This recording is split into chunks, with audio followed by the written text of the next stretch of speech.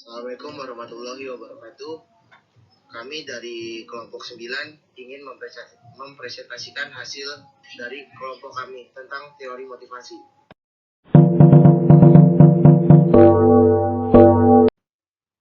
Baik, sebelum kami membacakan hasil presentasi kami, perkenalkan dulu nama kelompok kami. Saya sendiri Ahmad Fauzan Novianto, ada Ana Desita Simbolon, Sabina Fairus Putri, dan yang terakhir Zahra Nanda Apriliani.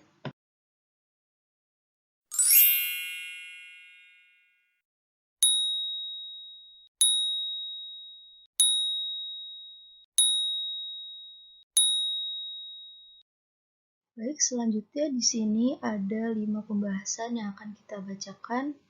Yang pertama ada biografi, yang kedua ada pandangan Maslow tentang motivasi, yang ketiga ada aktualisasi diri, yang keempat ada kelebihan dan kekurangan teori, dan yang terakhir ada kritik terhadap Abraham Maslow.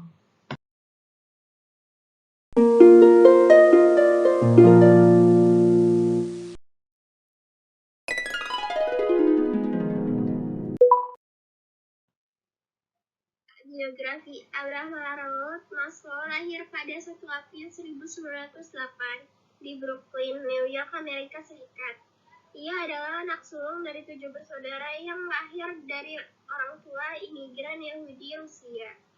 Karena latar belakang keluarganya, Maslow kecil kerap dianiaya dan diintimidasi oleh geng-geng di daerahnya.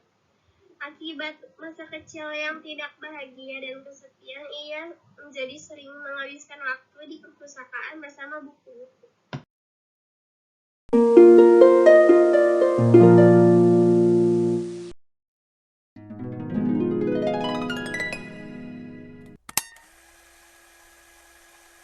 Dari situlah Maslow mengembangkan kecintaannya pada membaca dan kehidupannya pun semakin membaik ketika bersekolah di Boys High School.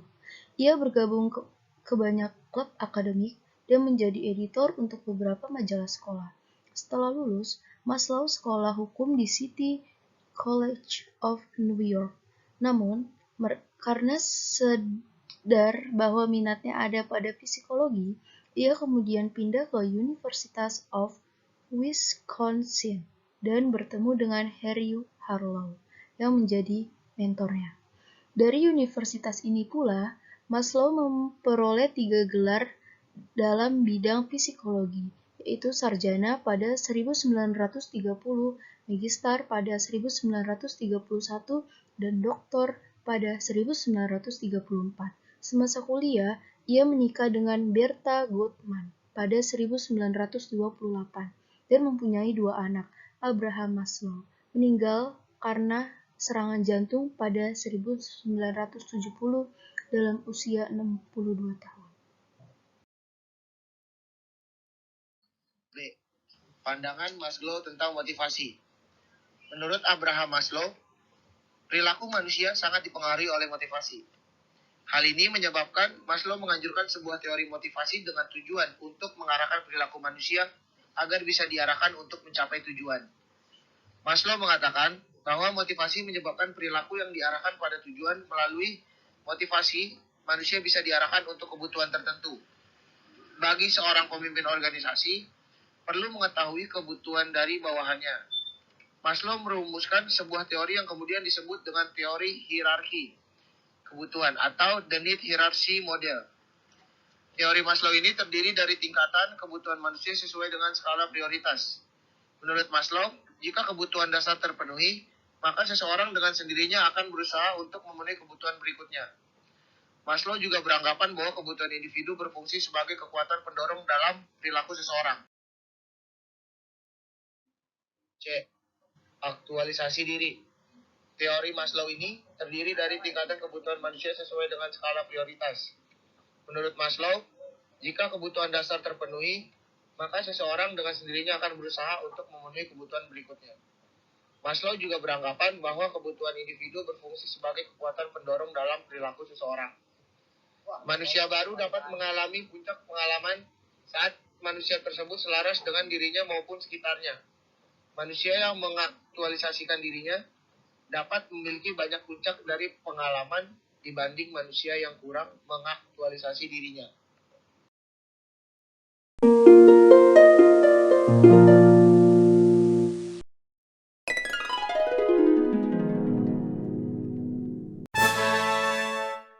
Baik, selanjutnya ciri mengaktualisasikan diri. Yang pertama ada kemampuan melihat secara efisien. Yang kedua, penerimaan diri sendiri, orang lain, dan kodrat. Yang ketiga, spontan, sederhana, dan wajar. Yang keempat, terpusat pada masalah. Yang kelima, memiliki kebutuhan akan privasi. Yang keenam, berfungsi secara otonom. Yang ketujuh, rasa humor yang tidak menimbulkan permusuhan. Dan yang terakhir, membedakan antara saran dan tujuan baik dan buruk.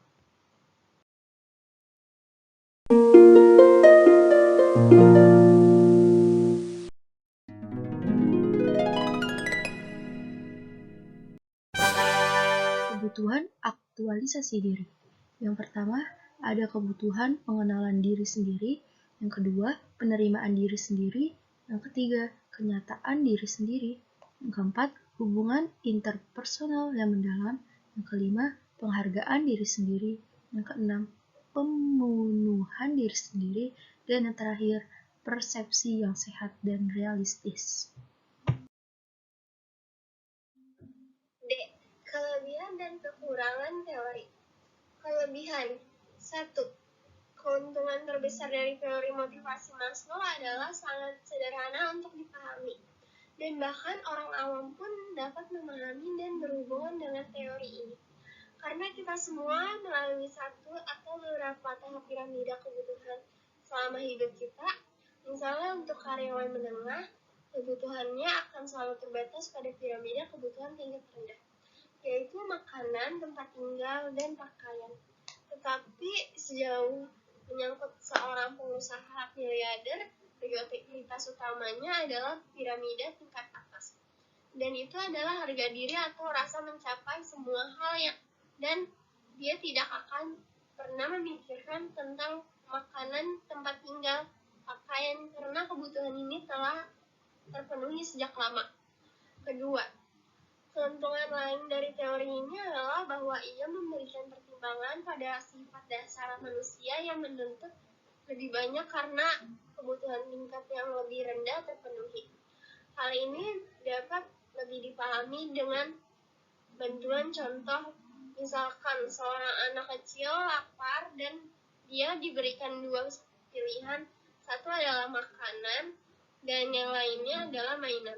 Maka ia tidak akan memilih mainan, melainkan dia akan makan makanan terlebih dahulu dan kemudian minta mainannya. Teori Maslow masih relevan hingga sekarang. Tidak diragukan lagi bahwa pemikiran Maslow tentang karakteristik kepribadian individu yang ingin mengaktualisasikan diri sama relevannya saat ini, seperti saat dia pertama kali mempresentasikan karyanya. Yang keempat, Maslow mendorong keyakinan manusia bahwa segala sesuatu dapat menjadi lebih baik jika orang bebas mengekspresikan diri mereka sendiri dan menjadi diri mereka sendiri.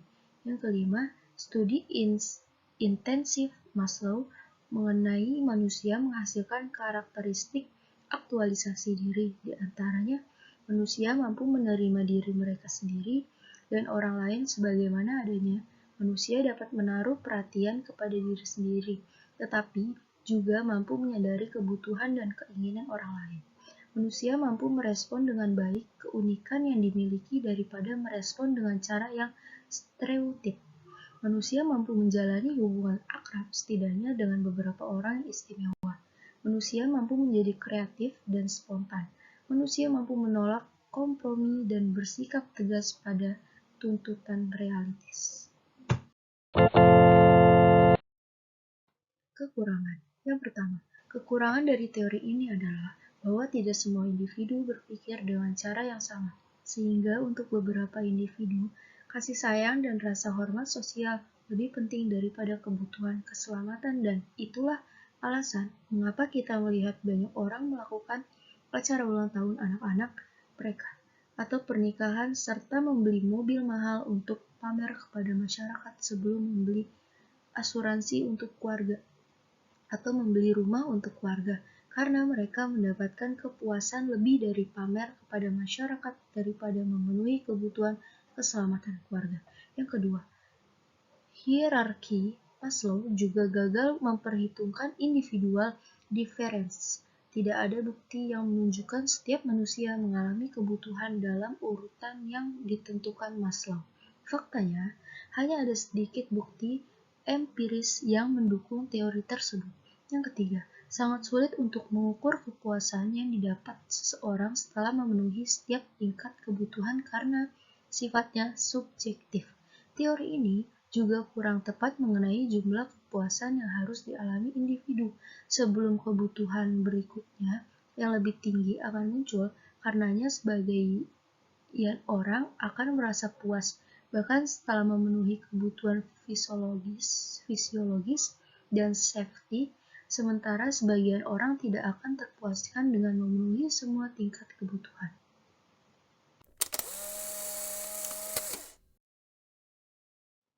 Kritik terhadap Abraham Maslow. Alasan utama di mana teori Maslow dikritik berpusat pada apa yang dianggap pengkritik sebagai generalisasi berlebihan. Istilah subjektif tertentu seperti kerangka rujukan dan penyempurnaan diri. Pengkritik memperhatikan bahwa ide subjektif tersebut tidak dapat dibuktikan dengan mudah secara empirik atau melalui ujian saintifik. Mereka selanjutnya memperhatikan bahwa Maslow tidak dapat membuktikan bahwa keperluan manusia diatur dengan ketat sedemikian suasana hierarki. Karena sesetengah individu boleh menafikan diri mereka sendiri asas keperluan untuk pencapaian yang lebih besar. Sangat kritikal melihat teori juga menunjukkan bahwa ia tidak mempunyai kesalahan budaya sejagat. Hal ini demikian karena budaya, sistem nilai, dan piawaian rakyat menentukan tahap aspirasi dan potensi mereka. Ambil contohnya, di negeri dan negara-negara Kristen kurang maju lain di Afrika, mereka yang menjerit paling kuat tentang aspirasi mereka untuk tahap estetika keperluan. Malah kebanyakan mereka yang mendakwa telah mencapainya adalah orang yang sebenarnya diburu oleh ketakutan yang tidak diketahui dan tidak selamat kehidupan.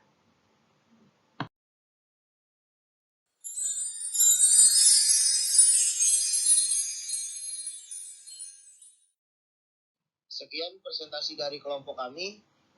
Bagi yang ingin menanya, silakan bertanya di WhatsApp grup.